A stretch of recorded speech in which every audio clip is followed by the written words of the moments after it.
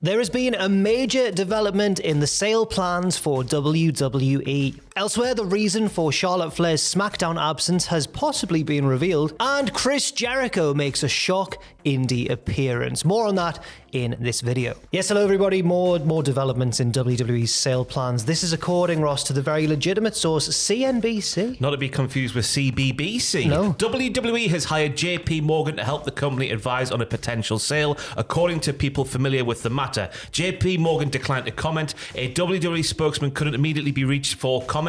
If a deal occurs, is this the same source? Yes. If a deal occurs, it would likely occur in the next 3 to 6 months, said the people who asked not to be named because of the discussions are private. WWE plans to talk to potential buyers before it makes a decision on TV renewal agreements, which is why Vince went back, isn't it? Yes. Apparently. So this news update on the potential sale seems to be a step in the direction of, yes, a sale is more likely to happen, it seems, since this news from CNBC dropped. If it all is dropped like a hot track. Yeah. If it's all true, indeed. I don't know what to think of it because it's something so foreign to us as wrestling fans. I think the idea of WWE being sold by Vince McMahon. Yeah, it's just that I was watching a bit of Vince McMahon and Howard Stern over the weekend from 2001, and they were like, when he retires, he's going to get left to Shane and Shane's wife and Stephanie, isn't he? He's like, yes, that's what's going to happen. They're going to work together for the rest of their lives. Like, no one else will run this apart from the McMahons. And yes, it is just weird to try and stomach the fact that Vince is going to come back, allegedly not get involved in the creative. I believe that when I see it, quite frankly. Yeah. But just get back to renegotiate the TV package, which is coming up soon, and then do a sale. Who could buy it? We have no idea. Do you know? Let us know. I don't know. I'm terrified though. Isn't Tom Campbell going to be doing a thing where he talks about potential buyers? He might be doing that. I don't know if he is or not. Look out for that on the channel if it happens. One thing I was going to say is that at first I was going to be like, do you think that this has made Vince more eager to sell all the scandal, all of the allegations made? But then I thought, no, because even before the Wall Street Journal released those allegations against Vince, he was leaning this way anyway, wasn't he? He was favouring like Nick Khan and that over Stephanie and Triple H, it seemed. Yeah, you looked at all of the sort of cost-cutting measures that they did, the sort of trimming of the roster, the trimming of other areas of the company that we all read about, and just how ruthlessly you just went, like, get out of there, see you later. It was all those signs a lot of people were saying was pointing towards a sale. That's what you do before you sell things on to another thing. So it seems like it's been in the works for a while, and Vince just apparently, or allegedly, or just seemingly wants to get it done now. Well, fair enough. It's terrifying me, you know. I know they're doing a TV rights package, but I'm terrified that once that's over, once that contract's over, this new buyer might have different plans for the company. We might be out of a job. There'll be no wrestling anymore. Exactly. There'll be no WWE. Exactly. It's time That's the most important thing. The new buyer should think about content creators like Cultaholic. Don't cancel the weekly shows. It'll be time for the Young Bucks to save the wrestling business, which is what we've all been waiting for. And they have as well, I'm sure. They love tradition. Elsewhere, stepping more into the ring now, I think, because we're going to be talking about Charlotte Flair, who recently not only returned to SmackDown, but won the SmackDown Women's Championship from Ronda Rousey and is a babyface. She's home.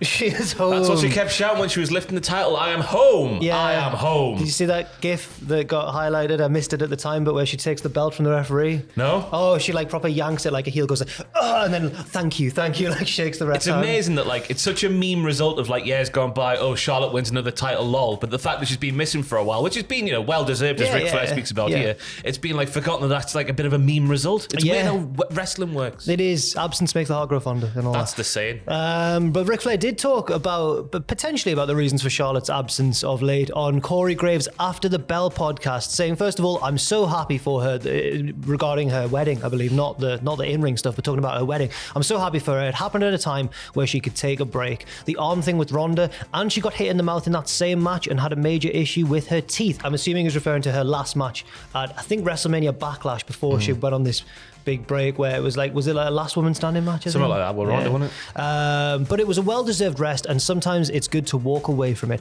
There is certainly no loss of respect with Ronda Rousey. I thought they had a hell of a match. It's also been added on here on our notes that in 2018, Charlotte underwent dental surgery following a house show in Germany, so it could have, I guess the implication there is there could have been like a a re-inflammation of an issue. Yeah, with her teeth. first things first, credit to the dentist or the orthodontist or the teeth man or woman or whatever, who did the surgery, because her teeth look fantastic. Yeah, they do. But also, secondly, good on her for getting a break and good on her for doing things. I don't know what else to say here. She's absent because of her mouth. Well, potentially, that's what Flair might be saying here on Corey Graves' After the Bell. At first, when she came back and beat Ronda, I was like, no. But you do sort of have to remember she is very good. Yeah, she is very good. Yeah. And it was just, that was the point, wasn't it? Just the fact, it's a bit like the Corey Graves thing. I don't think Corey Graves is as bad as a lot of people think. It's just the fact that he's always there. Yeah. And you just want a break from, don't you? Like, no one likes seeing someone all of the time. Yeah, fair enough. Just have a break from people. But yeah, Charlotte coming back, she's obviously, I don't know what was set up for WrestleMania here. What was set up for WrestleMania? To me, it felt like a weirdly abrupt end to Ronda's title reign. Yeah. So maybe plans have changed. It was meant to be Becky versus Ronda. Now Yeah. it's not going to be Becky versus Ronda. It's going to be something else. It could be Becky versus Ronda, but neither of them will have a title. Yeah. Weird. But it doesn't need, you could argue that match doesn't need a title. Yeah. Maybe. It's big enough.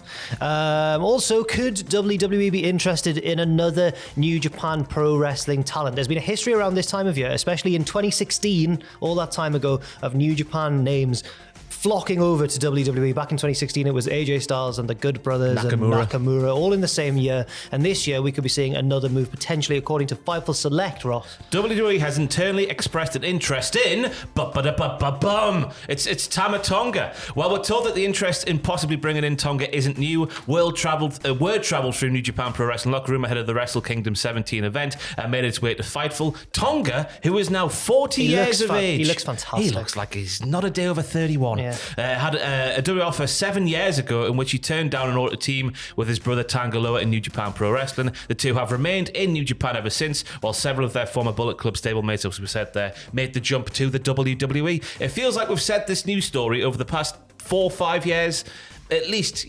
7 times. With Tama Tonga? Yeah, go to WWE. Fair enough. I mean, I can understand why they would want him. But he's got everything, hasn't he? Yeah, he's the whole package. But at the same time, it's never, as you say, we've heard this story several times. It's never come to fruition. Yeah. I'll give some insight here if you want. Oh, is that when I was in Japan, you're a friend? Yeah. When I was in Japan, he just seemed very well connected over there. Like, it seemed like everyone knew him, everyone liked him, and he seemed very happy. But obviously, people leave jobs that they're very happy in to pursue opportunities elsewhere. So I'm not saying it could never happen. I don't know what I'm trying. I'm just trying to offer a bit of peek behind the curtain. If you want more insight, I had him on Straight to Hell in 2019 where he spoke about his lifestyle and getting to Japan and stuff. And while it is a ball ache to get over there, I'm sure he said it was like a 24-hour travel every time he had to go over there. It seemed all laid out very much nicely for him. He was very much enjoying the process of getting over there and coming. But one thing is to say, obviously, is a new regime in WWE, and that regime wasn't in place when he was offered the other the deals in the past 7 years. Yep. So it could be something to do with that. But then again, what if Vince sticks his nose back in? It's terrifying. If I was a wrestler right now, I'd be really trepidatious. Yeah, about any potential move, about leaving, about joining a different company, about anything. Could we see an NXT star returning? There's a possible clue at the MLW Blood and Thunder tapings over the weekend, because the Samoan SWAT team, Calvin Tankman and EJ Nduka, lost the titles that they have held for almost a year to the combination of Juicy for Now and Lance Anoa'i. This comes amid speculation that WWE could be interested in bringing Nduka back to the company where he was. Ezra Judge. Never heard of him? Not familiar? Ezra Judge either. No. We're not very good. I mean, we're the biggest NXT 2.0 fans ever. I was hoping when I said that you'd be like, he was so-and-so and did the angle with so-and-so. Never heard of Ezra Judge. But he must be good if they want him back. Maybe he was just a performance center guy. Yeah. Maybe it was the very early years of NXT not as a game show, but as a proper brand. Yeah, he was back then. Potentially. Yeah, we should look that up before sitting down, shouldn't we? We should have done. But let us know in the comments instead if you want. That's fun. Oh man! And finally, someone that we have heard of made a shock appearance at PWG at the Battle of LA over the weekend. It's the king of the Jericho Triangle here in Newcastle upon Tyne. It's Chris Jericho himself. I know that one. I saw a picture on Twitter today of the entire JAS. I mean, the entire one. Anna was there, Ty Conti was there. They were all there against several lads in the ring. Who were they up against, Jack? They were up against the team of. It's I've got it. I know. I'm just looking against the team of Jonathan Gresham, Evil Uno, Michael Oku, SB Kento, and Kevin Blackwood. Apparently, got the win. With That's spoilers. Oh, yeah, they release it on.